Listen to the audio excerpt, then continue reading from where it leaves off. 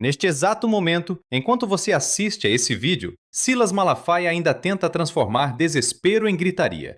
Mas não adianta, porque quando a realidade bate na porta, não tem berro que esconda. Você que é um evangélico, um verdadeiro cristão, pode votar num cara desse, que combate aquilo que é inegociável da nossa fé por paixão política. Você é pior do que o infiel. Ver Lula falando em patriotismo, a cor deles é vermelha, da Internacional Socialista, não é o verde e amarelo não. Você que é um evangélico, A pesquisa Genial Quest, divulgada na quarta-feira, mostrou uma coisa que deixou o bolsonarismo em estado de alerta. A desaprovação dos evangélicos ao governo Lula caiu de forma acentuada. E não foi só isso. A mesma movimentação revelou outro dado ainda mais incômodo para a extrema-direita. Flávio Bolsonaro está perdendo força justamente entre os eleitores evangélicos, aquele grupo que o bolsonarismo sempre tratou como se fosse patrimônio da família. Como se voto evangélico tivesse dono. Como se cristão fosse obrigado a obedecer ordem de pastor midiático. Como se a fé pudesse ser transformada em curral eleitoral. E quando esse castelo começa a rachar, o que faz Malafaia? Ele não apresenta proposta, ele não debate política pública, ele não fala de salário, de comida, de saúde, de emprego, de moradia, de educação. Ele grita, ele ameaça. Ele tenta constranger a consciência religiosa das pessoas. Ele praticamente diz que evangélico que vota na esquerda está traindo a fé. E aí, minha gente, é preciso parar tudo e dizer com clareza: isso não é evangelho. Isso é manipulação política usando o nome de Deus. Mas antes de continuar, já deixa o like, se inscreve no canal e comenta aqui de qual cidade você está assistindo. Quero saber de onde vem essa galera que não aceita mais narrativa pronta, nem púlpito usado como palanque eleitoral. Agora vamos ao ponto. O chilique de Malafaia acontece logo depois de o PT lançar uma carta aos evangélicos. Uma carta que tenta abrir diálogo com as igrejas, com o povo de fé, com quem está nas comunidades, nos bairros, nas periferias, mas também faz uma crítica necessária: a manipulação da fé para fins políticos. E é exatamente aí que Malafaia se incomoda. Porque uma coisa é respeitar os evangélicos, outra coisa é aceitar que líderes religiosos usem o medo, a mentira e a ameaça espiritual para controlar o voto das pessoas. O povo evangélico não pertence a Malafaia, não pertence a Edir Macedo, não pertence a Bolsonaro, não pertence a Flávio Bolsonaro. O povo evangélico é diverso. Tem evangélico pobre, evangélico trabalhador, mãe evangélica solo, jovem evangélico que estuda, mulher evangélica que sofre violência, evangélico desempregado, evangélico que depende do SUS, evangélico que pega ônibus lotado, evangélico que recebe Bolsa Família, evangélico que quer paz dentro de casa e dignidade na vida. E sabe qual é a grande verdade que a extrema-direita tenta esconder? Política pública não pergunta religião. O Bolsa Família não pergunta se você é evangélico, católico, espírita ou sem religião. O SUS não pergunta em qual igreja você congrega. A farmácia popular não pede carteirinha de denominação. O Minha Casa Minha Vida não pergunta quem é seu pastor. A comida na mesa não tem placa de igreja. Mas a fome tem lado. E o lado da fome nunca foi o lado do povo. Por isso essa pesquisa incomodou tanto. Porque ela mostra que uma parte dos evangélicos está começando a separar fé de manipulação política. Está começando a perceber que grito não enche geladeira. Fake news não paga aluguel. Pânico moral não compra remédio. E demonizar adversário político não melhora a vida de ninguém. Durante anos, o bolsonarismo construiu uma narrativa simples, agressiva e perigosa. Quem vota em Bolsonaro é de Deus. Quem vota em Lula é inimigo da fé. Foi assim que dividiram famílias. Foi assim que transformaram igreja em campo de batalha. Foi assim que fizeram gente humilde acreditar que defender comida no prato, salário digno, vacina, emprego, moradia e proteção social era coisa de comunista. Repara no absurdo. A pessoa está desempregada, endividada, precisando de remédio, dependendo de política pública, mas chega alguém no púlpito e diz que votar em quem defende o pobre é pecado. Isso não é cristianismo. Isso é chantagem espiritual. Isso é usar a fé como instrumento de dominação. E foi exatamente esse tipo de manipulação que a fala de Janja enfrentou. E eu gostei muito que a Ava falou do Malafaia, porque eu também não chamo ele de pastor. né? Ele teve a cara de pau de ir numa rede social e falou que eu estava conversando com mulheres insignificantes. Insignificante é ele. Durante um encontro com mulheres evangélicas progressistas, Janja respondeu a Malafaia depois que ele teria chamado aquelas mulheres de insignificantes. E a resposta dela foi direta. Insignificante é ele, porque toda mulher é importante. E aqui tem uma simbologia enorme. Porque Malafaia não atacou apenas Janja. Ele atacou mulheres de fé que ousaram pensar por conta própria. Mulheres evangélicas que não aceitaram ser tratadas como massa de manobra. Mulheres que decidiram dialogar sobre política, sobre território, sobre vida real, sobre dificuldades concretas. E isso incomoda demais. Porque o bolsonarismo quer a mulher calada, obediente, assustada, tutelada. Mas quando mulheres evangélicas começam a dizer "eu tenho fé, mas também tenho consciência política", o discurso do medo começa a perder força. Quando uma mulher evangélica olha para a própria vida e percebe que o problema dela não é a cor vermelha, mas o preço do gás, o salário baixo, a violência doméstica, a falta de creche, o desemprego e a fome, a narrativa bolsonarista começa a desmoronar. Janja tocou nesse ponto. As dificuldades das mulheres nos territórios são parecidas, sejam elas progressistas ou de direita. A mãe que não tem dinheiro para comprar remédio sofre do mesmo jeito. A trabalhadora que pega ônibus lotado às 5 da manhã sofre do mesmo jeito. A mulher que enfrenta violência dentro de casa sofre do mesmo jeito. A diferença é que tem gente querendo transformar essa dor em política pública e tem gente querendo transformar essa dor em voto pelo medo. E aí entra outro gesto importante. Lula evitou participar da Marcha para Jesus em período eleitoral. E sabe o que ele disse? Disse que não participa de evento religioso em época de eleição porque não quer passar a impressão de tirar proveito político de algo sagrado. Uma coisa muito importante. Eu vou lhe contar porque eu não vou, viu? Eu não participo de nada religioso em época de eleição porque eu não quero passar a ideia de que estou tentando tirar proveito político de uma coisa sagrada. Perfeito. Eu entendo. Presta atenção nisso. Lula não atacou a Marcha para Jesus, não atacou os evangélicos, não desrespeitou a fé de ninguém. Ele fez o contrário. Ele disse que respeita tanto a religião que não quer usar um ato de fé como plataforma eleitoral. Isso é postura republicana. Isso é respeito ao Estado laico. Isso é respeito à espiritualidade do povo. Porque Estado laico não é Estado contra Deus. Estado laico é o Estado que garante liberdade para todos. É o Estado que permite que o evangélico seja evangélico, o católico seja católico, o umbandista seja umbandista, o espírita seja espírita, o ateu seja ateu, e todos tenham os mesmos direitos. Mas para a extrema-direita isso é um problema, porque eles não querem liberdade religiosa, eles querem domínio político usando religião. Eles não querem que a igreja seja livre, eles querem que a igreja funcione como comitê eleitoral. E é aí que a pesquisa Genial Quest começa a explicar o desespero. A jornalista Mônica Bergamo analisou os números e mostrou que os evangélicos foram decisivos para a queda de Flávio Bolsonaro. Entre os católicos, Flávio manteve praticamente o mesmo percentual. Mas entre os evangélicos, onde o bolsonarismo costuma ter força, a queda foi pesada. Os evangélicos, veja, foram os responsáveis pela queda do senador Flávio Bolsonaro na pesquisa Genial Quest dessa semana, né? O filho do ex-presidente Jair Bolsonaro, ele teve uma queda, ele manteve, né? No segundo turno, esses números são do segundo turno, no segundo turno ele manteve o mesmo percentual de votos entre os católicos que ele tinha em maio. 34%, ele tem uma desvantagem entre o eleitor católico.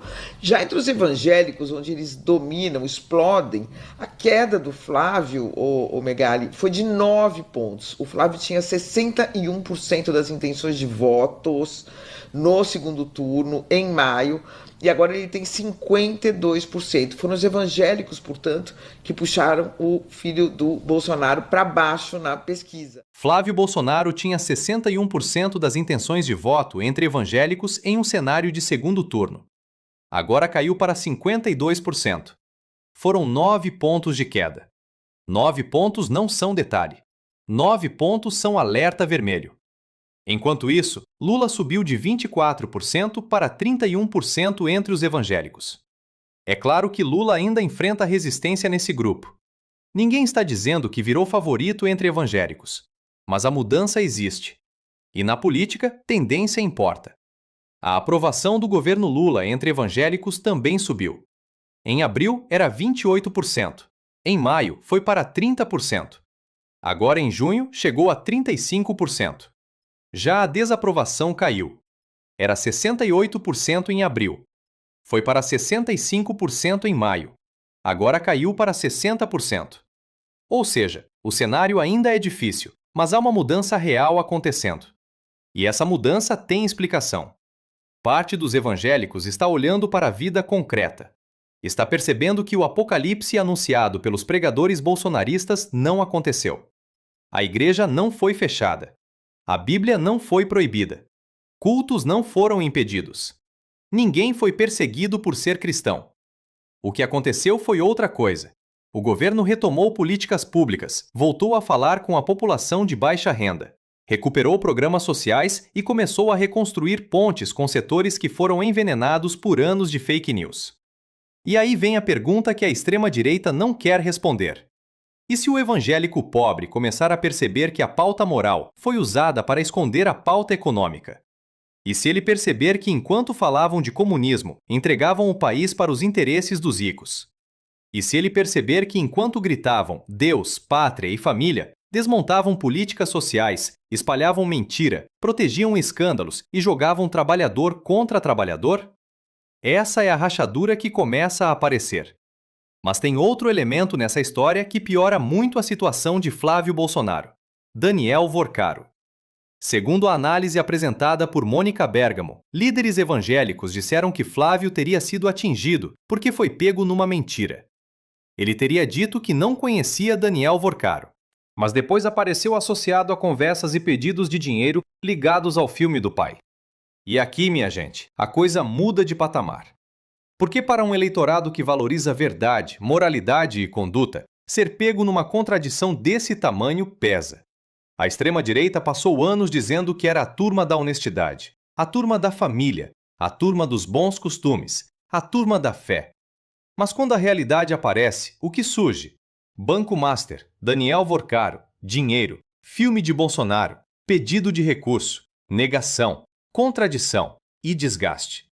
O eleitor evangélico pode até ser conservador, mas ele não é bobo. Uma coisa é ouvir discurso inflamado, outra coisa é ver mentira, ver escândalo, ver gente poderosa tentando se esconder atrás da fé. E talvez seja exatamente isso que esteja abalando Flávio. Porque o bolsonarismo sempre tratou os evangélicos como voto automático, como base fixa, como se bastasse um pastor berrar no microfone para todo mundo obedecer.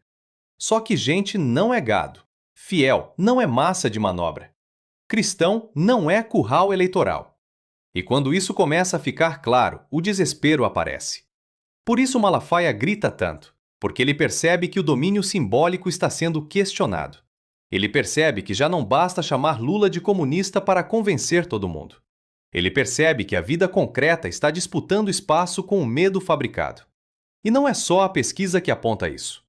Um levantamento da consultoria Ativa Web Data Lab, analisando milhões de menções públicas nas redes sociais depois da Marcha para Jesus, já indicava críticas ao uso político da religião. Ou seja, o desgaste não surgiu do nada, já havia sinais. Nas redes, muita gente começou a questionar a instrumentalização da fé. Começou a incomodar a mistura de religião com campanha. Começou a cansar esse uso permanente de Deus como cabo eleitoral. E quando o desgaste aparece nas redes e depois aparece na pesquisa, o recado fica claro: tem algo mudando. É nesse ponto que entra a fala do deputado Henrique Vieira. Henrique afirmou que o bolsonarismo representou uma tentativa de sequestro da igreja. A reprovação do Lula caiu entre evangélicos de forma acentuada, segundo a pesquisa Quest. O cenário ainda é muito difícil, mas vem apresentando mudança. Na última pesquisa, a reprovação ao Lula era de 65%, a aprovação 30% entre evangélicos. Na pesquisa de agora, a reprovação caiu para 60% e a aprovação subiu para 35%.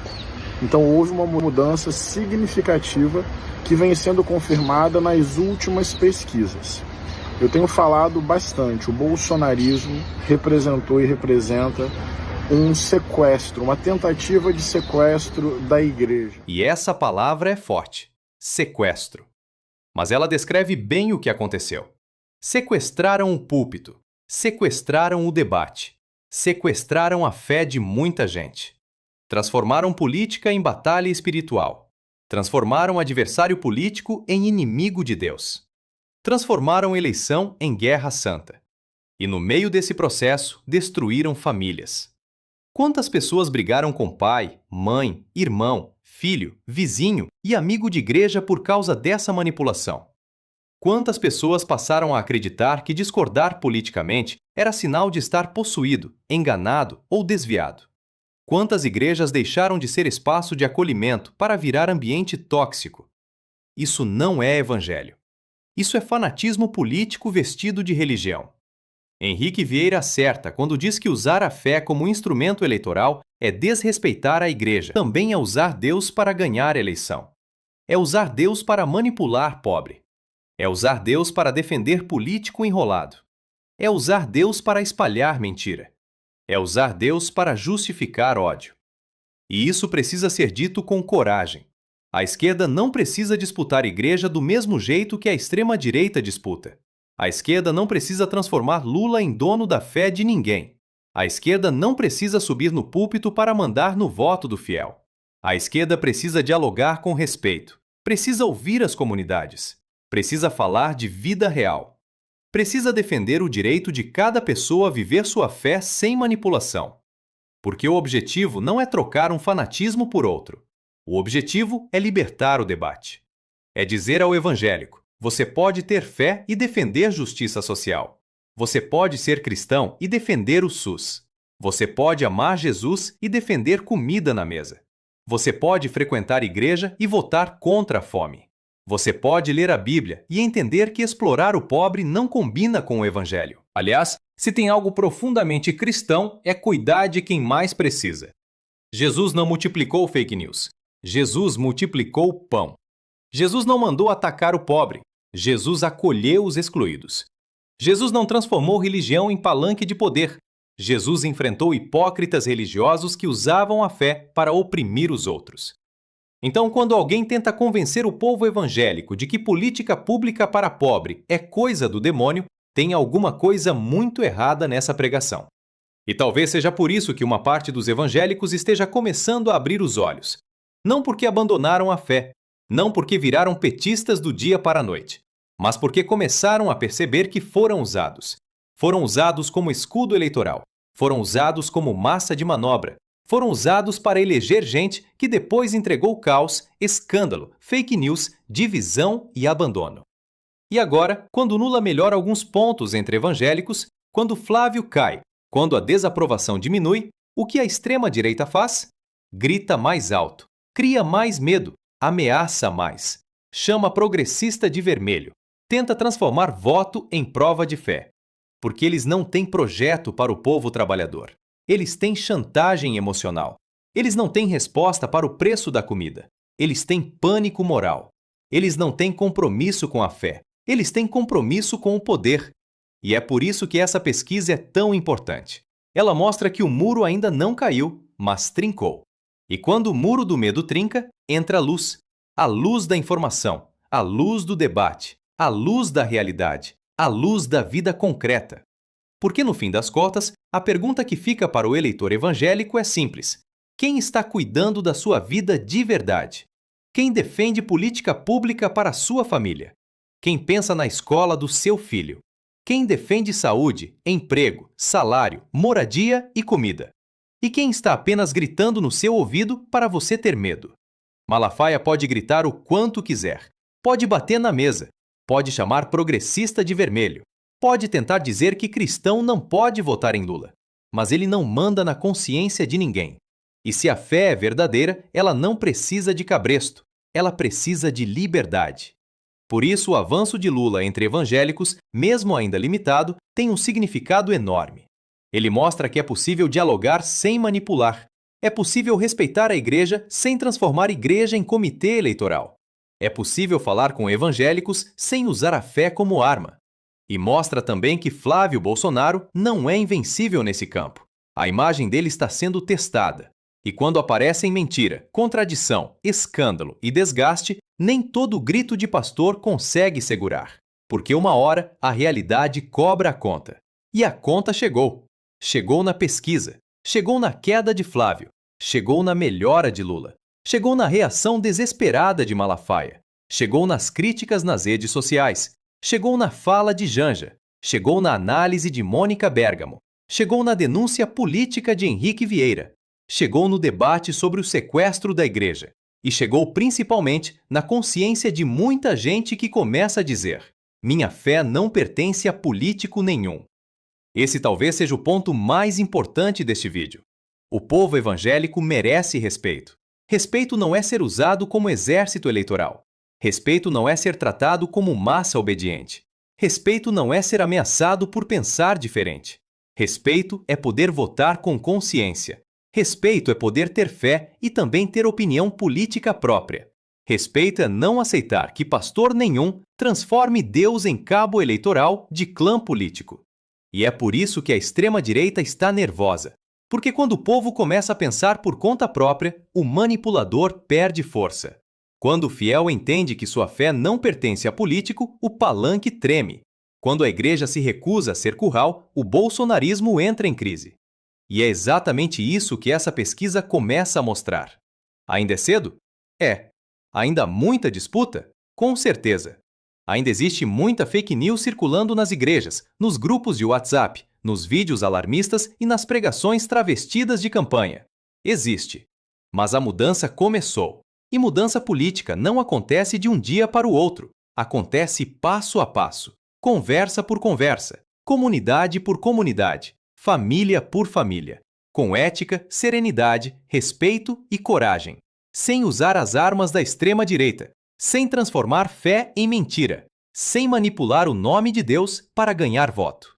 Porque o Brasil não precisa de mais ódio religioso. O Brasil precisa de justiça social, precisa de comida na mesa, precisa de paz nas famílias, precisa de escola, saúde, emprego e dignidade.